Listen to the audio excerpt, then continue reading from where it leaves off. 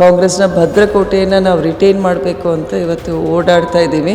ಅಪ್ಪಾಜಿಯವ್ರ ಬಾಂಧವ್ಯ ನಮ್ಮ minority group ಜೊತೆಗೆ ಬಹಳ ವಿಶೇಷವಾಗಿದೆ. ಅಲ್ಲಿ ಮೈನಾರಿಟಿ ಕೇಳೋರದ್ದು ಸ್ವಾಭಾವಿಕ. ಯಾಕಂದರೆ ನಮ್ಮ ದಕ್ಷಿಣ ಕ್ಷೇತ್ರದಲ್ಲಿ ಅವರು ಸ್ಟ್ರೆಂತ್ ಇದೆ. ಒಳ್ಳೆಯ ರೀತಿಯಲ್ಲಿ ಆಡಳಿತ ಕೊಡಬೇಕು ಅನ್ನೋ ನಿಟ್ಟಿನಲ್ಲಿ ಆ್ಯಪ್ಸ್ ಡೆವಲಪ್ ಮಾಡಬೇಕು ಅಂತ ಅದನ್ನು ಕೂಡ ಅವ್ರ ಮನಸ್ಸಿನಲ್ಲಿದೆ. ದಾವಣಗೆರೆ ದಕ್ಷಿಣ ವಿಧಾನಸಭಾ ಕ್ಷೇತ್ರದ ಚುನಾವಣಾ ಕಾವು ಸಾಕಷ್ಟು ಕಾವಿರ್ತದೆ. ಈಗಾಗಲೇ ಸಮರ್ಥ ಪರ ಸಾಕಷ್ಟು ನಾಯಕರು ಕನ್ನಡದಲ್ಲಿ ಪ್ರಚಾರ ಮಾಡ್ತಿದ್ದಾರೆ. ಜೊತೆಗೆ ಅವರ ತಾಯಿ ಸಂಸದೆ ಪ್ರಭಾ ಮಲ್ಲಿಕಾರ್ಜುನ್ ಅವರು ಸಹ ನಮ್ಮ ಜೊತೆ ಮಾತನಾಡಲಿಕ್ಕಿದ್ದಾರೆ. ಮೇಡಮ್, ಈಗಾಗಲೇ ಸಮರ್ಥ ಪರವಾಗಿ ಸಾಕಷ್ಟು ರೀತಿಯ ಮತದಾರರು ಒಲವು ತೋರ್ತಾ ಇದ್ದಾರೆ. ನೀವು ಸಹ ಮತದಾರರ ನಾಡಿ ಮಿಡಿತವನ್ನು ಇದ್ದವರು, ಲೋಕಸಭಾ ಸದಸ್ಯರಾಗಿ ಸಾಕಷ್ಟು ಕೆಲಸ ಮಾಡಿದ್ದೀರಿ. ನಿಮ್ಮ ಮಾವನವರು ಅಂದರೆ ಶಿವಶಂಕರ್ ಅವರು ಸಾಕಷ್ಟು ಒಳ್ಳೆಯ ಕೆಲಸ ಮಾಡಿದ್ದಾರೆ, ಒಳ್ಳೆಯ ಹೆಸರಿದೆ. ಯಾವ ರೀತಿ ಪ್ರಚಾರ ಕಾರ್ಯದಲ್ಲಿ ತೊಡಗಿದ್ರಿ ಮತ್ತು ಯಾವ ರೀತಿ ರೆಸ್ಪಾನ್ಸ್ ಬರ್ತಿದೆ ಮತದಾರರಿಂದ? ಮೊದಲನೇದಾಗಿ ಸಲಾ ಟಿವಿಯ ಎಲ್ಲ ವೀಕ್ಷಕರಿಗೆ ನಮಸ್ಕಾರಗಳು. ಇವತ್ತಿನ ದಿನ ನಾವು ಈಗಾಗಲೇ 5ನೇ ದಿನ ಆಗಿದೆ ಬಹಿರಂಗ ಪ್ರಚಾರದಲ್ಲಿ ತೊಡಗಿಕೊಂಡು. ನಮ್ಮ ಎಲ್ಲ ಕಾಂಗ್ರೆಸ್ ಪಕ್ಷದ ಮುಖಂಡರು, ಕಾರ್ಯಕರ್ತರು ಜೊತೆಗೆ ಅಭಿಮಾನಿಗಳ ಜೊತೆಗೆ ಅಪ್ಪಾಜಿಯವರ ಏನು ಅಗಲಿಕೆಯಿಂದ ತೆರವಾಗಿರುವಂತಹ ದಕ್ಷಿಣ ವಿಧಾನಸಭಾ ಕ್ಷೇತ್ರದ ಟಿಕೆಟಿಗೆ ಸಮರ್ಥಗೆ ಸಿಕ್ಕಿದೆ ಟಿಕೆಟು. ಸೊ ಆ ಸ್ಥಾನದಲ್ಲಿ ಅವರು ಇವತ್ತು ಅವ್ರ ಪರವಾಗಿ ನಾವು ಎಲ್ಲರೂ ಜೊತೆಗೂಡಿ ಬಿಸಿಲು ಅನ್ನೋ ಲೆಕ್ಕಿಸದೆ ಕಾಂಗ್ರೆಸ್ನ ಭದ್ರಕೋಟೆಯನ್ನು ನಾವು ರಿಟೈನ್ ಮಾಡಬೇಕು ಅಂತ ಇವತ್ತು ಓಡಾಡ್ತಾ ಇದ್ದೀವಿ. ರೆಸ್ಪಾನ್ಸ್ ಚೆನ್ನಾಗಿದೆ ಎಲ್ಲ ವೋಟರ್ಸಿಂದ. ಮೇಡಮ್, ಒಂದು ಕಡೆ ಸಾಕಷ್ಟು ಹಿಂದೆ ಅಪ್ಪಾಜಿಯವರ ಸಾಕಷ್ಟು ಅಭಿವೃದ್ಧಿ ಕೆಲಸ ಮಾಡಿದ್ದಾರೆ. ಸಾಕಷ್ಟು ರೀತಿಯ ಕೋಮು ಸಂಘರ್ಷಗಳಾದಾಗ ಸ್ವತಃ ನಿಂತುಕೊಂಡು ಅವನ್ನೆಲ್ಲವನ್ನ ಜಾತಿ ಮತ ಪಂಥ ಬೇಡದಿಂದ ಇದು ಮಾಡಿದ್ದಾರೆ. ಈಗೆಲ್ಲ ಒಂದು ಕಡೆ ಟಿಕೆಟ್ ಹಂಚಿಕೆ ವಿಚಾರದಲ್ಲಿ ಸಾಕಷ್ಟು ಗೊಂದಲ ಇತ್ತು. ಆ ಗೊಂದಲ ನಿವಾರಣೆ ಆಗಿದೆ. ಯಾವ ರೀತಿ ಅಲ್ಪಸಂಖ್ಯಾತರನ್ನ ಇತರ ಸಮುದಾಯವನ್ನು ವಿಶ್ವಾಸ ತಗೊಂಡು ಹೋಗ್ತಾ ಇದ್ದೀರಿ ಅಂತ? ಅಪ್ಪಾಜಿಯವ್ರ ಬಾಂಧವ್ಯ ನಮ್ಮ ಮೈನಾರಿಟಿ ಗ್ರೂಪ್ ಜೊತೆಗೆ ಬಹಳ ವಿಶೇಷವಾಗಿದೆ. ಅಲ್ಲಿ ದಕ್ಷಿಣ ಭಾಗದಲ್ಲಿ ಆರೋಗ್ಯ ಸೇವೆಯ ಕೊರತೆ ಇದೆ ಅಂತ ಹೇಳಿ SS ಜನರಲ್ ಹಾಸ್ಪಿಟಲ್ನ ಅಪ್ಪಾಜಿಯವರು ಶುರು ಮಾಡಿದ್ದಾರೆ. ಅದರ ಜೊತೆಗೆ ಅಲ್ಲಿ SSK ಟ್ರಸ್ಟ್ ಅಂತ ಅಪ್ಪಾಜಿಯವರು ಮಾಡಿಬಿಟ್ಟು ಫ್ರೀಯಾಗಿ ಡಯಾಲಿಸಿಸ್ ಸೇವೆ ಕೊಡ್ತಾ ಇದ್ದಾರೆ. ಆಮೇಲೆ OPD ಸರ್ವಿಸಸ್ ಫ್ರೀ ಇದೆ. ಈಗಾಗಲೇ ನಾವಲ್ಲಿ ಡೆಲಿವರಿ ಫ್ರೀಯಾಗಿ ಮಾಡ್ತಾಯಿದ್ದೀವಿ. ಪೀಡಿಯಾಟ್ರಿಕ್ ಸರ್ವಿಸಸ್ ಕೂಡ ಕೊಡ್ತಾಯಿದ್ದೀವಿ. ಸೊ ಅಲ್ಲಿರೋ ಸುತ್ತಮುತ್ತಲು ಮೈನಾರಿಟೀಸ್ ಏನಿದ್ದಾರೆ ಅವರೆಲ್ಲರೂ ಆ ಸೇವೆಯನ್ನು ಬಳಸ್ಕೊಳ್ತಾ ಇದ್ದಾರೆ. ಮತ್ತು ಅವರಾಗಿ ಬಂದು ಕೇಳಿರೋದದು, ಇಲ್ಲಿ ನಮಗೆ ಒಂದು ಹಾಸ್ಪಿಟಲ್ ಸರ್ವಿಸಸ್ನ ಅವಶ್ಯಕತೆ ಇದೆ, ನೀವು ಮಾಡಿಕೊಡ್ರಿ. ಭಾಳಷ್ಟು ಜನ ಬಡವರಿಗೆ ಡಯಾಲಿಸಿಸ್ ಅವಶ್ಯಕತೆ ಇದೆ, ಫ್ರೀಯಾಗಿ ಡಯಾಲಿಸಿಸ್ ಮಾಡಿಕೊಟ್ರೆ ಅನುಕೂಲ ಆಗುತ್ತೆ ಅಂತ. ಸೊ ಇದೆಲ್ಲ ಸೇವೆನ ಆ ಭಾಗದ ಜನತೆಗೋಸ್ಕರ ಅಪ್ಪಾಜಿ ಮಾಡಿದ್ದಾರೆ.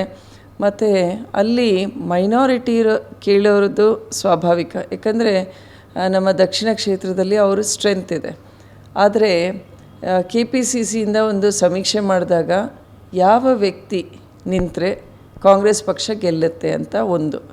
ಎರಡನೇದೇನು ಅಂದರೆ ಕಾಂಗ್ರೆಸ್ ಪಕ್ಷದಲ್ಲಿ ಒಂದು ಸಂಪ್ರದಾಯ ಇದೆ. ಒಂದು ಕುಟುಂಬದಿಂದ ಯಾರಾದರೂ ತೀರ್ಕೊಂಡ್ರೆ ಆ ಸ್ಥಾನವನ್ನು ಆ ಕುಟುಂಬದ ಒಬ್ಬ ಸದಸ್ಯರಿಗೆ ಕೊಡಬೇಕು ಅಂತ. ಸೊ ಎಲ್ಲ ವಿಚಾರಗಳನ್ನು ಡಿಸ್ಕಸ್ ಮಾಡಿಬಿಟ್ಟು KPCC AICC ಮಟ್ಟದಲ್ಲಿ ಎಲ್ಲರನ್ನೂ ಕರೆದುಬಿಟ್ಟು ಚರ್ಚೆ ಮಾಡಿ ಕೊನೆಯದಾಗಿ ಸಮರ್ಥ ಶಾಮನೂರವ್ರಿಗೆ ಟಿಕೆಟ್ ಕೊಡಬೇಕು. ಯಾಕಂದರೆ ಬಾಗಲಕೋಟೆಯಲ್ಲಿ ಮೇಟಿ ಫ್ಯಾಮಿಲಿಯವ್ರಿಗೆ ಕೊಟ್ಟಿದ್ದಾರೆ. ಸೊ ಇಲ್ಲೂ ಕೂಡ ನಾವು ಶಾಮನೂರು ಕುಟುಂಬದ ಸದಸ್ಯರಿಗೆ ಕೊಡಬೇಕು ಅಂತ ತೀರ್ಮಾನ ಮಾಡಿ ಅವ್ರಿಗೆ ಟಿಕೆಟ್ ಕೊಟ್ಟಿದ್ದಾರೆ. ನಂತರ CM ಅವರೇ ಅಲ್ಪಸಂಖ್ಯಾತರು, ಐ ಥಿಂಕ್ ನಮ್ಮ ಇವರು ಕ್ಯಾಂಡಿಡೇಟ್ ಹೆಸರು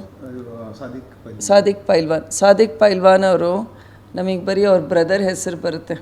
ಪೈಲ್ವಾನ್ ಅವರು ಕಾರ್ಪೊರೇಟ್ರ್ ಆಗಿದ್ದರು, ಡೂಡಾ ಅಧ್ಯಕ್ಷರು ಕೂಡ ಆಗಿದ್ದರು, ಅಯ್ಯೂಬ್ ಪೈಲ್ವಾನ್ ಅವರು. ಸೊ ಇವತ್ತು ಸಾದಿಕ್ ಪೈಲ್ವಾನ್ ಅವರು ಅವರೇನು ಇಂಡಿಪೆಂಡೆಂಟಾಗಿ ಅವರು ಮನಸ್ತಾಪ ಮಾಡಿಕೊಂಡು ನಾಮಿನೇಷನ್ ಫೈಲ್ ಮಾಡಿದರು. ನಂತರ CM ಅವರು ಜೊತೆ ಮಾತಾಡಿದ ಮೇಲೆ, DCM ಅವ್ರ ಜೊತೆ ಮಾತಾಡಿದ ಮೇಲೆ ಅವರು ಇಲ್ಲ, ನಾನು ಸಮರ್ಥಿಗೆ ಸಪೋರ್ಟ್ ಮಾಡ್ತೀನಿ, ಶಾಮನೂರು ಕುಟುಂಬದ ಪರವಾಗಿ ಕಾಂಗ್ರೆಸ್ ಪಕ್ಷದಲ್ಲೇ ಇದ್ದು ನಾನು ಈ ಬಾರಿ ಪ್ರಚಾರಕ್ಕೆ ಬರ್ತೀನಿ ಅಂತ ಹೇಳಿದ್ದಾರೆ.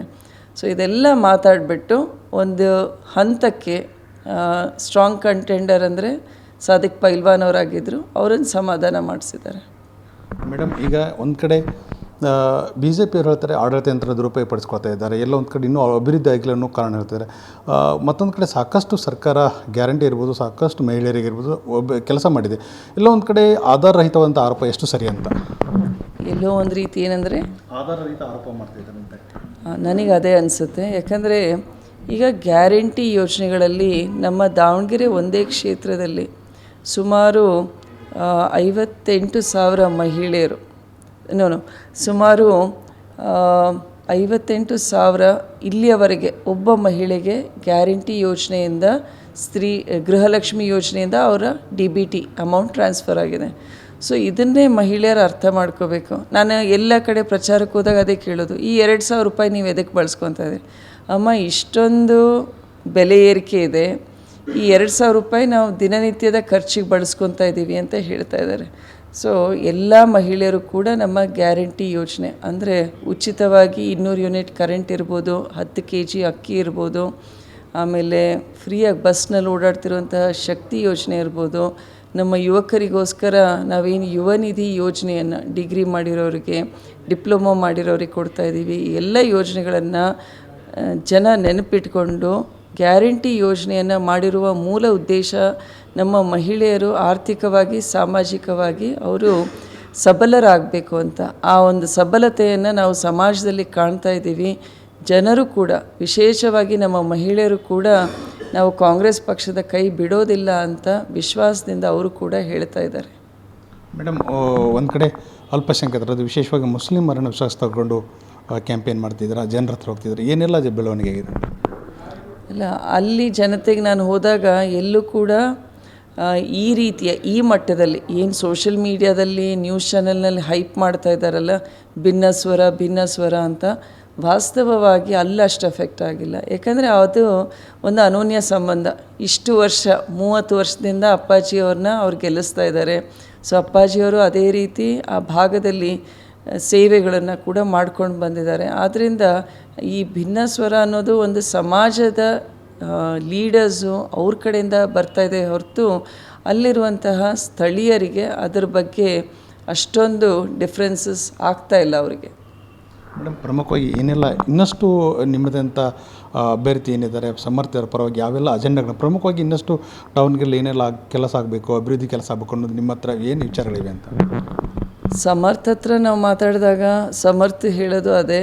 ಯಾಕಂದರೆ ಸುಮಾರು ಈಗ 2019ರಿಂದ ಅವರು ದಾವಣಗೆರೆಗೆ ಬಂದಿದ್ದಾರೆ ಮುಗಿಸ್ಕೊಂಡು.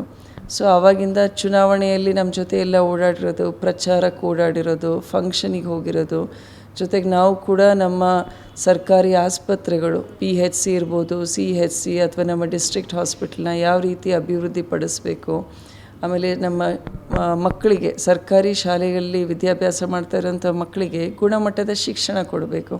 ಸೊ ಆ ನಿಟ್ಟಿನಲ್ಲಿ ನಾವು ಎಲ್ಲ ಸರ್ಕಾರಿ ಶಾಲೆಗಳ ಒಂದು ಸರ್ವೆ ಕೂಡ ಮಾಡ್ತಾಯಿದ್ವಿ. ಸೊ ಇದನ್ನೆಲ್ಲ ಸಮರ್ಥ ಮುಂದೆ ನಿಂತಿದ್ದು ಅದೆಲ್ಲ ನೋಡಿಕೊಂಡು ಅವರು ಕೂಡ ವರ್ಕ್ ಮಾಡ್ತಾಯಿದ್ರು ನನ್ನ ಜೊತೆ, ನಾನು MP ಆದಮೇಲೆ.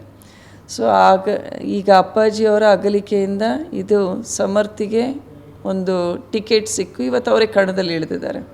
ಸೊ ಅದರಿಂದ ಅದನ್ನು ಮುಂದುವರೆದು ಸಮರ್ಥ ಅವರು ನಾವೆಲ್ಲ ಓಡಾಡುವಾಗ ದಕ್ಷಿಣ ಕ್ಷೇತ್ರದಲ್ಲಾಗಿರುವಂತಹ ಸಿಮೆಂಟ್ ರೋಡ್ಗಳು 95 ಭಾಗ ಇಡೀ ಕ್ಷೇತ್ರದಲ್ಲಿ ಸಿಮೆಂಟ್ ರಸ್ತೆ ಆಗಿದೆ, ಒಳ್ಳೆ UGD ವರ್ಕ್ ಆಗಿದೆ, ಸುಮಾರು ಕಡೆ ಶಾಲೆಗಳು ಮಾಡಿದ್ದಾರೆ. ಸೊ ಮುಂದುವರೆದ ಅಭಿವೃದ್ಧಿ ಬಗ್ಗೆ ಜನರ ಏನು ನಿರೀಕ್ಷೆ ಇದೆ, ಈ ಭಾಗದಲ್ಲಿ ಹೈಯರ್ ಎಜುಕೇಷನಿಗೆ ಒಂದು ಕಾಲೇಜ್ ಆಗಬೇಕು, ಆಮೇಲೆ ನಮ್ಮ ಹಾಸ್ಪಿಟಲಿಗೆ ಎಮರ್ಜೆನ್ಸಿ ಯೂನಿಟ್ ಆಗಬೇಕು ಅಂತ. ಸೊ ಇದ್ರ ಬಗ್ಗೆ ಮತ್ತು ಒಂದು ಗವರ್ನೆನ್ಸ್ ವಿಚಾರದಲ್ಲಿ ಸರ್ಕಾರದಲ್ಲಿರುವಂತಹ ಇಲಾಖೆಗಳು ಜನರಿಗೆ ಒಳ್ಳೆಯ ರೀತಿಯಲ್ಲಿ ಆಡಳಿತ ಕೊಡಬೇಕು ಅನ್ನೋ ನಿಟ್ಟಿನಲ್ಲಿ ಆ್ಯಪ್ಸ್ ಡೆವಲಪ್ ಮಾಡಬೇಕು ಅಂತ ಅದನ್ನು ಕೂಡ ಅವ್ರ ಮನಸ್ಸಿನಲ್ಲಿದೆ. ಒಟ್ಟಾರೆ ನಮ್ಮ ಶಿಕ್ಷಣಕ್ಕೆ, ಆಮೇಲೆ ಆರೋಗ್ಯಕ್ಕೆ, ಆಮೇಲೆ ನಮ್ಮ ರೈತ ಬಾಂಧವರ ಸಮಸ್ಯೆಗಳಿಗೆ, ಕೊನೆ ಭಾಗದ ರೈತರಿಗೆ ಏನು ನೀರು ಬರಬೇಕು, ಆ ಚಾನೆಲ್ ದುರಸ್ತಿ ಕಾಮಗಾರಿಗೆ, ಇದ್ರ ಬಗ್ಗೆ ಎಲ್ಲ ಸಮರ್ಥ ಅವ್ರ ಗಮನದಲ್ಲೂ ಕೂಡ ಇದೆ. ಇದಿಷ್ಟು ಸಂಸದರಾದಂಥ ಪ್ರಭಾ ಮಲ್ಲಿಕಾರ್ಜುನ್ ಅವರ ಒಂದು ಹೇಳಿಕೆ ಇದೆ. ಸಾಕಷ್ಟು ರೀತಿಯ ಅಪ್ಪಾಜಿಯವರು ಚಾಮರಾಜನಗರದಾಗ ಅಭಿವೃದ್ಧಿ ಕೆಲಸ ಮಾಡಿದ್ದಾರೆ. ಆ ಅಭಿವೃದ್ಧಿ ಕೆಲಸಗಳನ್ನು ಅವರ ಏನು ಈಗ ಅಭ್ಯರ್ಥಿ ಇದ್ದಾರೆ ಸಮರ್ಥ ಶ್ಯಾಮ್ನವರು ಇದ್ದಾರೆ, ಅವ್ರು ಮುಂದುವರ್ಸ್ಕೊಂಡು ಹೋಗ್ತಾರೆ. ಮತದಾರರು ಅವರಿಗೆ ಆಶೀರ್ವಾದ ಮಾಡಬೇಕು ಮತ್ತು ಯಾವುದೇ ರೀತಿಯ ಜಾತಿ ಮತ ಪಂಥ ಭೇದ ಭಾವ ಎನ್ನದೆ ಎಲ್ಲರನ್ನ ವಿಶ್ವಾಸಕ್ಕೆ ಹೋಗ್ತಕ್ಕಂಥ ಕೆಲಸವನ್ನು ನಾವು ಮಾಡ್ತಿದ್ದೇವೆ. ಖಂಡಿತವಾಗಲೂ ಮತದಾರರು ನಮಗೆ ಈ ಬಾರಿಯೂ ಸಹ ಹೆಚ್ಚು ಮತಗಳನ್ನು ಕೊಟ್ಟು ಆರಿಸಿ ಆಶೀರ್ವಾದ ಮಾಡ್ತಾರೆ ಎಂಬುದು ಅವರ ಆಶೆಯಾಗಿದೆ. ಕ್ಯಾಮ್ರಾ ಪರ್ಸನ್ ಬಸವರಾಜ್ ಜೊತೆ ಕಲ್ಮೇಶ್ ಮಂಡ್ಯಾಳ್, ಸಾಲಾರ್ ನ್ಯೂಸ್, ದಾವಣಗೆರೆ.